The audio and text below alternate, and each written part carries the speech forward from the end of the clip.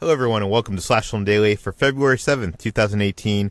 On today's show, we're going to be diving into a bunch of news, including the possible renaming of Disney's Hollywood studios in Orlando, Florida, the Disney-Fox acquisition, the Deadpool 2 trailer, new Solo, a Star Wars story details, and has Lucasfilm hired some female filmmakers, Jumanji 2, and a possible sequel to Get Out. So we got a lot to talk about. This is Peter Sciretta, and joining me on today's podcast is Slash Film Managing Editor Jacob Hall. Hello, hello. And Slash Film Weekend Editor Brad Oman. Hey, that's me. And Slash Film Senior Writer Ben Pearson. Hey, what's going on? So guys, let's just dive into it because we have a whole lot to get through, and I want to do this in under 30 minutes. Let's see if we can actually do it for a change. For couple years now, it's been rumored that Disney's Hollywood studios in Orlando, Florida, was going to rename themselves. And recently, we've been hearing that we know the name. Jacob, what have we heard?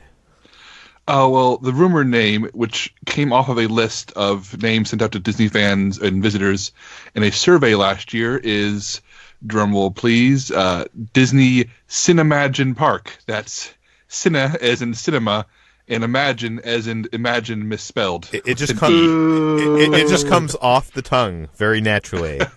It is a bad name. But for a record, some of the other names on this list included Disney Beyond Park, Disney Legends Park, and Disney XL Park. They're all rotten names. They're all bad names. And anyway, the story comes from Orlando Weekly and from the Disney Dish podcast, both of which have broken their fair share of theme park news, and it's been accurate in the past. And the reasoning for this is that Hollywood Studios, which used to be Disney MGM Studios when it opened in 1989, is undergoing a huge facelift right now. More than half the park is a construction site as they build Star Wars Galaxy's Edge and Toy Story Land. So the park's being literally remade. Most of what it used to be is no longer there. So a rebranding makes sense. And at one time, it was actually a movie studio where they filmed TV shows and movies, and that is no longer. Yeah, it's no longer because it never really took off. It was they thought they would attract lots of productions into Orlando, and it never happened. So every time you did the tram tour, it was just very, very sad as you drove by all these direct-to-video and low-budget things and felt like, oh, wow, there's nothing here. It's a very pale shadow of Universal Studios in Hollywood. So the rebranding makes sense. They want to become a brand new thing. Instead of being a look at how movies are made, it's a, hey, come live the movies, come live in Star Wars, come live in Toy Story, come experience these things as accurately as you can in a real-world situation. So, and Cinemagine, as bad as it is, does betray that. It's cinema, it's imagination, it's a couple ideas rolled into one very bad name. What I find interesting about this is the story also reports that Cinemagic Kingdom was one they were considering. Another not great name, but it would have tied it to the Magic Kingdom and the Animal Kingdom, also in Walt Disney World. But they thought that would have been confusing to first-time visitors and to foreign guests who would maybe get Cinemagic Kingdom confused with Magic Kingdom.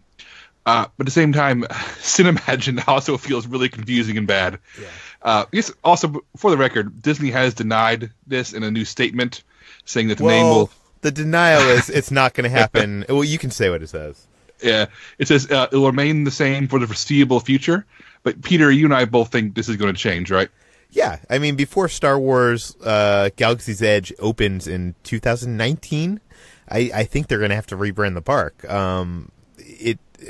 It seems inevitable. They've been talking about it for years. I remember a couple years ago I had heard that the title that they were the leading name for the park was Disney Movie Adventure Park. I heard Hollywood Adventure, but maybe both those Hollywood Adventure. Yeah, maybe both those are much better. Yeah. That's a much better name. I mean, I totally get the idea of making it around movies and getting rid of studios in Hollywood, but yeah, this is just horrible. I don't know.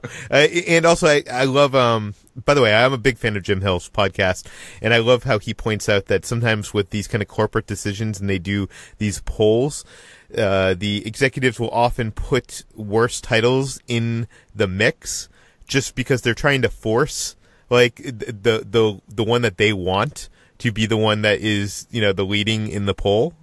So a lot of times these, like, polls are not the, you know, the names they put on the poll might be there for some kind of reason.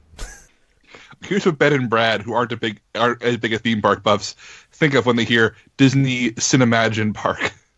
Well, I wonder what the hell that even is supposed to be. I mean, I understand it, like bringing the history of that particular park, like coming in with that understanding, it makes a little bit of sense. But for people who aren't aware that this is a rebranded name and who are just hearing it for the first time, I have to wonder what they're going to think about it. But Brad, do you have any thoughts about this?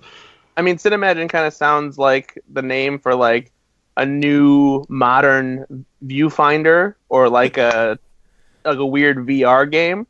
So I'm not really on board for it. I think they should just keep it simple and just call it Movie Town. Oh. Yeah, I don't think that's happening. Disney's Movie Town, guys. Come on down. The mayor of Hollywood is Steven Spielberg. Well, Steven Spielberg has a deal with Universal Studios, so that's not happening, Brad. But I kind of wonder, with this Fox acquisition probably happening, could they rename it Disney's Fox Studios? Well, I guess they want to get rid of studios, right? That defeats the whole purpose. But speaking of the acquisition, guys, do you like that transition? Yeah. Yeah. It seems like that is not a sure thing. It seems like Comcast could still be in this. Ben, what do we know?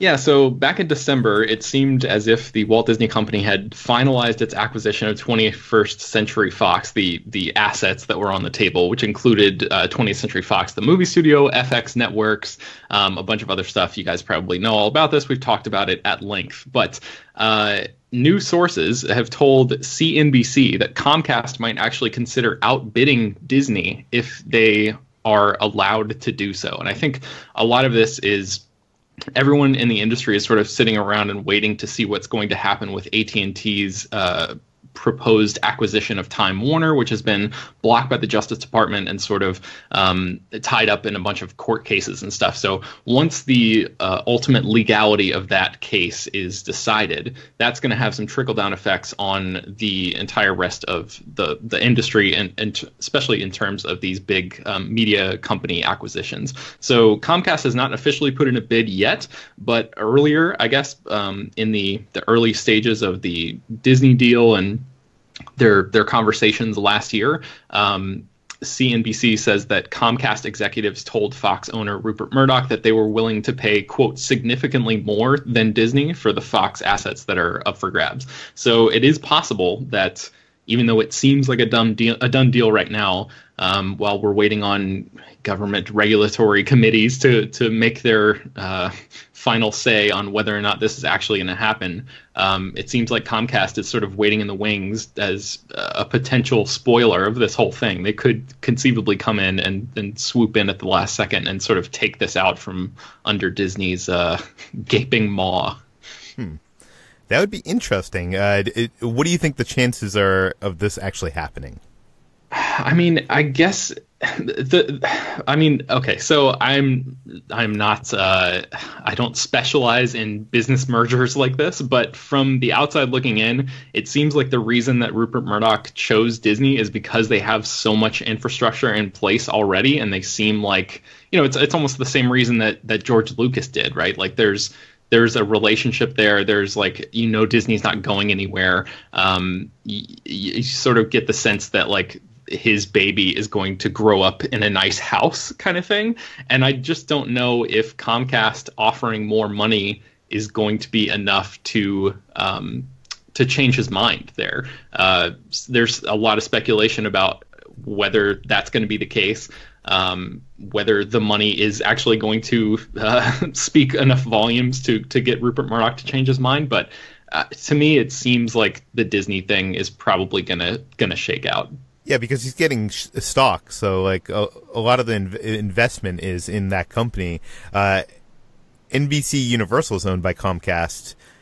Jacob, do you think that Fox could sit side by side with NBC Universal? Like, is that a good pairing? Oh, I don't like any idea of these pairings. As I said on the show before, Disney buying Fox rubs me the wrong way. So Comcast buying Fox rubs me the wrong way. It's feasible. I think Comcast owning it for some reason, makes a little more sense in my mind. I feel like that's a corporate decision that aligns better than Disney, who feels a little more specialized than Fox and Comcast, who feel like they're more of an all-you-can-eat buffet of services and ideas and endeavors. But I don't see it. I really hope it doesn't happen in either way, personally. Yeah, I can see that. But let's move on, because a Deadpool 2 trailer dropped online today. And I think we've all seen it at this point. Brad, you wrote it up for the site. Let's start with you. What do you think of this first trailer? It's really fun. I'm really glad that now that Deadpool has been established for what he is, for breaking the fourth wall and talking to the audience and screwing around and kind of making a mockery of superhero movies while also still being one, the trailer campaign can really be itself, I guess you could say, because this is leaning into Deadpool's sarcastic and playful nature much more than the official trailers for the first movie did. There were plenty of online clips that had Ryan Reynolds talking to the camera and goofing around, but the trailers that we've seen so far for Deadpool 2 have been very meta and feature just tons of weird things, and this one is no different. It starts off as a gritty introduction to Cable, and then it turns into Deadpool cracking jokes and whatnot and playing around with action figures before we get to a montage of clips from Deadpool 2. So it's perfectly in line with what Deadpool is and what it represents, and I think it looks like it's going to be great. And it's a perfectly timed parody of Toy Story in there with the figures, which Fox being acquired by Disney, I think is fun. T.J. Miller barely appears in this trailer for good reason, I'm sure. And I don't know, I was kind of surprised that it was so much action-packed and so much seriousness at the beginning and the end of this trailer.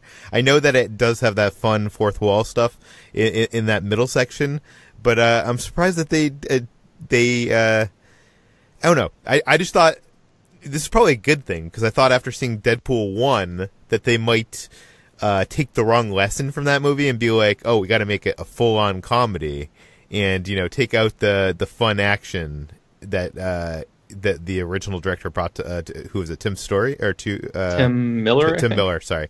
Brought to that film. Jacob, what did you think of this trailer? It's good. I think Deadpool's funny. This is a funny trailer. I find the serious stuff interesting because my main concern about bringing in a character like Cable and the X-Force is that when Deadpool's not around, those are very serious characters. And if they want to spin them off into their own movie, as is the plan, then I want to see if they can hold their own without the goofy humor. So I'm kind of curious to see how the movie balances that, if we're going to treat the Cable scenes with a seriousness that kind of gets derailed by Deadpool coming in and making jokes. So it's going to be an interesting balance. I hope they find it. But there's some really, really wild stuff in that fast montage at the end. And while I'm not a big fan of the X-Force, I mean, seeing that stuff all come together it's pretty cool. And the dig at Superman's mustache is really funny. It's a good trailer. I hope they find that balance, and I hope that they introduce all these new characters in a way that we can conceivably see them holding their own and not just as foils of Deadpool. Ben, any thoughts on the Deadpool trailer? I am not a fan of the first Deadpool movie. I just didn't think it was funny. I like Ryan Reynolds, and I like I like him as a performer, and I kind of like him even as this character. I just didn't think the first movie was particularly well written. I thought it was a little too it just felt like it was trying way too hard to me, and I know I'm in like the 1% of the population that thinks that, because everybody loves the first Deadpool. So this trailer didn't do as much for me as it did for you guys, because it was sort of like a lot of that same kind of vibe. But I will say that I didn't really care for the Cable stuff in the very beginning, but the idea of Ryan Reynolds as Deadpool poking fun at that is something that I'm actually kind of interested in. So like if the whole thing had the same tone as the first, 30 seconds of this trailer, where it's just Cable wandering around, grittily gritting his teeth and mumbling and growling. I think this movie would be a total disaster, but thankfully it's not going to be that, because that's the whole point of Deadpool, is that he's constantly, meta and poking fun at stuff. So I'm hoping this one's going to be a little bit more fun than the first one, and that the jokes land better for me. And Brad has a great article on the site telling you about who these guys are, the X-Force. Brad, we don't want to give everything away, and we don't want to go through all this, but there's some cool casting reveals here. Who are these people? So the X-Force, it happens to be another mutant mercenary team that exists in the Marvel Comics universe. In the comics, it's founded by Cable, formed by members of the New Mutants. It's basically what the New Mutants became back in the 1990s, and it's composed of a lot of different characters. Domino, who's a new character in Deadpool 2, was one of them at one time. A lot of the people that are in X-Force also actually were part of another team that was initially called Wild Pack, and then they had their name changed to Six Pack because there was already another team called Wild Pack in the Marvel Comics universe. But the coolest thing that we noticed when we see the quick shot of these people in the Deadpool 2 trailer is that Terry Crews is in this movie, apparently. No one's confirmed that it's Terry Crews, but if it's not Terry Crews, it's somebody who looks an awful lot like Terry Crews. So he's next to Deadpool. And for his character, there's a few different options as to who he could be, because there are some characters that have either been part of X-Force or Six Pack or both that he could be playing that kind of fit the look that we see there and the ties to both Deadpool and Cable. And then there are two characters in the background that are a little harder to see. One of them appears to be a mutant named Shatterstar, who was one of the founding members of X-Force.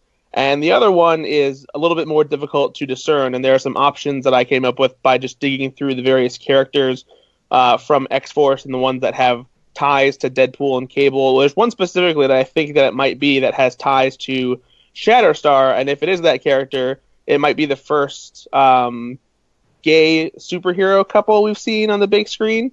At the very least, that I'm pretty sure that other character is Shatterstar, which would be the first gay comic book superhero we've seen on the big screen. So could be kind of a big deal for Deadpool. And it'll be interesting to see what kind of role those other mutants play in the movie.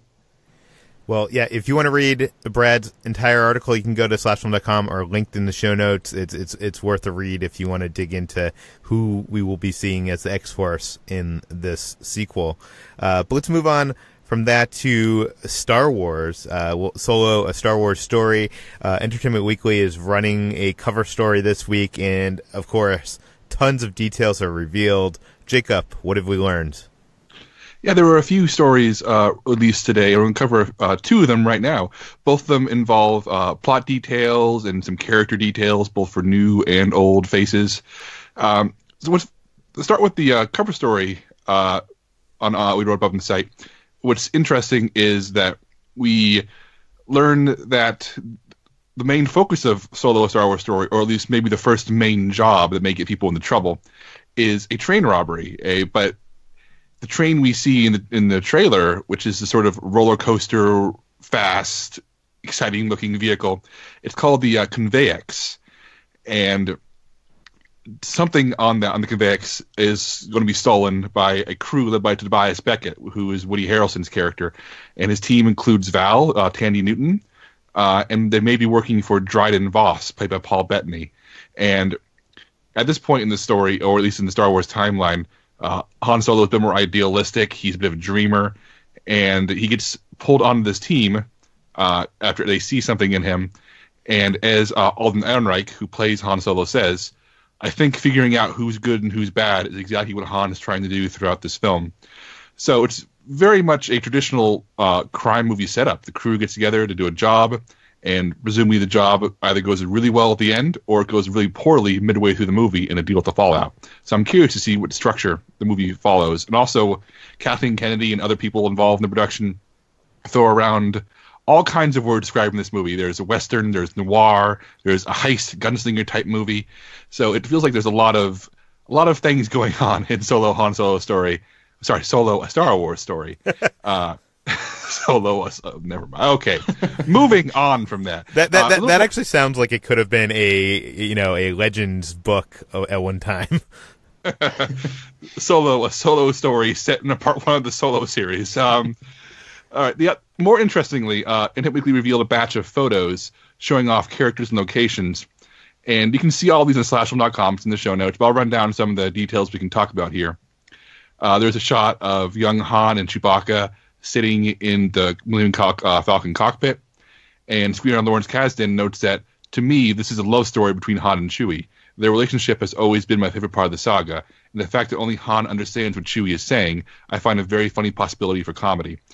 So, as we all assumed, we're going to see a lot of Han and Chewie, how they met, how they bonded, and how they became that unbeatable duo from the original trilogy. And I know in the original Star Wars canon, they met when Han rescued Chewbacca from the Empire, and Chewbacca swore a life debt to him, where he essentially would stand by his side and protect him and be his partner forever. So I think we can see something similar to that. Another photo is from the interior of the Millennium Falcon, which is very spiffy and new-looking and not at all beat up and disgusting like it is in the original trilogy. And the photo sees Han, Chewie, and Tobias Beckett sitting together. And Ron Howard has this to say about Tobias Beckett. He's a powerful criminal, but also a free agent. Tobias Beckett really shapes Han more than anybody, as Han comes to believe that in a lawless time, he needs a moral code.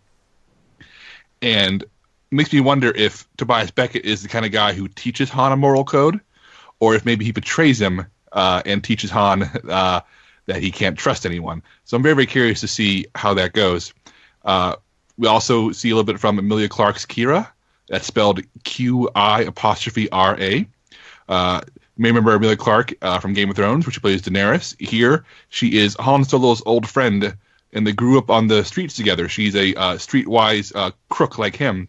But unlike Han, who still looks scruffy, she's dressed to the nines. She looks like $1,000,000. She's wearing fancy dresses. She looks like she's blended into high society. And Clarke herself said that she's hiding a few rough roads beneath the glamour. And the last photo I want to talk about is of the galaxy's best-dressed man, Lando Calrissian, played by Donald Glover. And he's sitting at a table with an alien. This practical effect looks really cool. And he's holding cards. And he confirms that, yes, it is Sabak. And you may remember Sabak is the game that Han Solo won while facing off against Lando that won him the Millennium Falcon. So we're probably going to see some Sabak games. We're probably going to see Han win the Falcon for sure. And, of course, there are other photos as well, but you can find those by going to the site and taking a look. And I want to hear what you guys think about this, because there's not a lot of stuff here that's like mind-blowing, but a lot of cool little details. What do you guys think? I mean, I'm really intrigued by the kind of Western heist kind of aspect to this film. I've already said I love the look of the Millennium Falcon, which, by the way, someone on Twitter, I saw this theory, Victoria McNally theorizes that the YT-1300F that we see in the Solo movie isn't actually the Millennium Falcon. It will explode spectacularly sometime during the Act 3 fight sequence and shock audiences, and then in the finale, Han will buy a borked-up model to recapture the magic. This comes because some sites out there reported earlier this week, basically, Episode 3 has a shot of the Millennium Falcon in the background. I think George Lucas confirmed it as the Millennium Falcon, and it looks like the Millennium Falcon of the original trilogy fame with, all the modifications that this one does not have. So, some fans and some sites are like, what's the deal? Did, Star Wars Story Group miss out on this? And I think Pablo Hidalgo has confronted us on Twitter and been like, of course we know. Of course, it does not break canon. Of course we have an explanation of this. Wait until you see the movie. So I'm wondering if that's going to come into play, although that I think that would be pretty confusing if you're introducing a second Millennium Falcon into the mix. But, Ben and Brad, what do you think of, any of the information we learned today? I think Brad's more equipped to answer this than I am. Well, one thing I wanted to add about that Millennium Falcon thing, because we talked about this earlier on Slack, is that it would kind of make sense if there were multiple Millennium Falcons, since the YT-1300 is merely a classification of light freighter. So just like there are multiple kinds of cars, there could be multiple kinds of ships that look like the Millennium Falcon, just all with different modifications. And I pointed this out too as a weird thing. It just so happens that in The Force Awakens, there's an exchange between Han Solo and Rey, where when Han tells Rey, "Will you tell him that Han Solo just stole back the Millennium Falcon?" and Rey says, "This is the Millennium Falcon." She's surprised at hearing that this is the ship, but she says a Millennium Falcon, not the Millennium Falcon. So I wonder if it's a seed that they planted, knowing that there were going to be multiple versions of the Millennium Falcon down the road. I don't know if that's the case. Who knows if they knew Solo was going to be a thing when they were planning Force Awakens or whatever, but it's an interesting thing nonetheless, and especially because the Lego set for the new Millennium Falcon is called Kessel Run Millennium Falcon, so it implies that if there are multiple versions of the ship, they are all called Millennium Falcons. So who knows? It seems complicated. Yeah, I'm not sure about that, but we do have to move on. Yesterday, when we were talking about the big news of the Game of Thrones creators coming on to create a new series of Star Wars films, we all kind of, threw some spite at Lucasfilm and Disney because they keep on hiring men for these filmmaker and screenwriting roles for the Star Wars series, and it would be interesting to see them hire some women and some people of color for the new Star Wars movies. It turns out they may have already done that. Ben, what do we know? Yeah, so there's a rumor going around from a couple different sources. One is Franklin Leonard, who is the guy who runs the Blacklist, which is the annual list of the year's best unproduced screenplays. He tweeted this morning. "If the rumors are true that Lucasfilm has hired multiple women and people of color to write and direct Star Wars films and kept it quiet to respect their privacy, I happily and humbly withdraw my previous criticisms and hope that privacy remains respected." And then a screenwriter named Daniel Kunka chimed in and said, "I know at least one female writer who was hired." And that is, all that information combined with a report from Jeff Snyder at the Tracking Board, who says that he has also seen these rumors pop up on a Facebook thread that features a bunch of well-known screenwriters, makes it seem like this is a true thing, that Lucasfilm has secretly hired multiple women and people of color to write or possibly direct new Star Wars movies. So the question is, if they have actually done that, why would they keep it a secret? One of the answers is that the way that the industry works is people get hired to work on projects all the time, and a lot of times those projects end up not coming to fruition for one reason or another. Sometimes people will be hired on a project and work on it for like 2 years, and that announcement is never made. No announcement of the project, no announcement of that person working on the project. Right. It's like that's how the industry works. Yeah, and because all eyes are on Lucasfilm in this particular context right now, I feel like they're probably trying to be a little, they decided that it's better to be safe than sorry. So can you imagine the idea of them making a big announcement about the first woman director or the first, black screenwriter or something like that for a Star Wars movie? And then if that project ended up not making it to the big screen, or that particular person ended up leaving due to creative differences or something like that, that would be a bigger public relations nightmare probably than what Lucasfilm has on its hands right now, which is just them continuously hiring a bunch of white guys. So it would be like Marvel hiring Patty Jenkins to direct a Thor movie and then, breaking up with that at last minute and getting all this flack. So maybe they want to avoid that kind of scenario. Yeah, exactly. But then there's also another interesting point, and this also comes from Jeff Snyder at the Tracking Board. He says that this could be sort of a more strategic ploy on Disney's part, because Ryan Coogler is getting ready to release Black Panther, and Ava DuVernay is getting ready to release A Wrinkle in Time, and those are both massive, multi-million-dollar blockbuster films from Disney. Disney is a company that notoriously likes to hire within the family, so to speak. They love working with people that they've worked with before.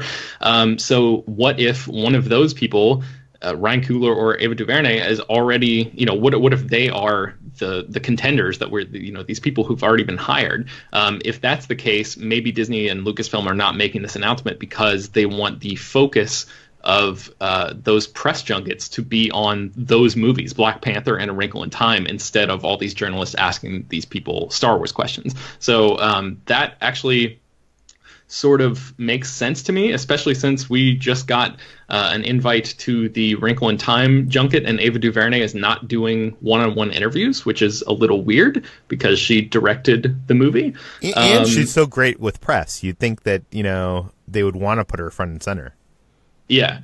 Yeah, exactly. So that sort of leads me. I mean, again, it's not confirmed. It's not like a locked-in thing that Ava DuVernay is making the next Star Wars movie, but it definitely seems like a piece of evidence that you could put in that category. And yeah, I mean, this whole thing, it seems very much like it's a long time coming for Star Wars to open the playing field up to different perspectives. So I really hope that this stuff ends up being true. Well, we did not hit the 30-minute time limit, guys, but we have a bunch of sequel stories that I'm sure people are going to want to stick around and hear. The first of which is Jumanji. Welcome to the Jungle was such a huge success that they have fast-tracked a sequel. Brad, what do we know? Yeah, so Jumanji Welcome to the Jungle was a massive hit, a surprise success even. I don't think anybody was anticipating that a Jumanji sequel would do this well, but so far, it's earned $857.6 million at the global box office. It's Sony's biggest non-Spider-Man movie, and it's just a huge hit. So obviously, Sony wants to keep the franchise going and make a new movie. So they've brought back the original screenwriters of Welcome to the Jungle, Scott Rosenberg and Jeff Pinkner, who are fresh off working on Venom for Sony Pictures. And they're also bringing back Jake Kasdan, who is the director of Jumanji Welcome to the Jungle.